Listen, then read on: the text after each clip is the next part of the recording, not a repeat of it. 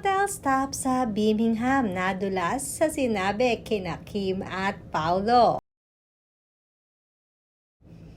Ngayon pa lang ay excited na nga ang mga kababayan natin sa Birmingham na pagbisita na Kim at Paolo.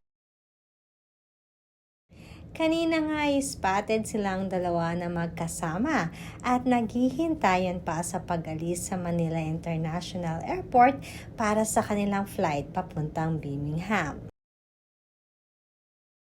Ayon nga sa mga nakakita sa dalawa, hindi di umano mapaghiwalay sina Kim at Paolo at talaga namang alagang-alaga ni Paolo si Kim.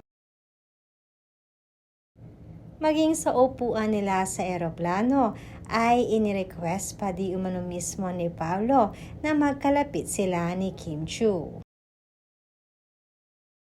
Matatanda ang nauna nang inanunsyo ni Kim kamakailan ang kanilang tour sa Birmingham. Kaya naman ay talagang pinaghandaan ito ng napakaraming Pilipino sa UK.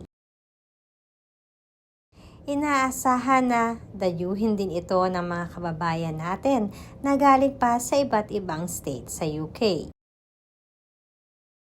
Samantala, amin ding napag-alaman na isang sikat na hotel sila mag-stay ni Kim at ni Paolo during their tour. Dagdag pa dito, ayon na rin sa isang staff sa hotel ay sa iisang room lang mag-stay itong dalawa.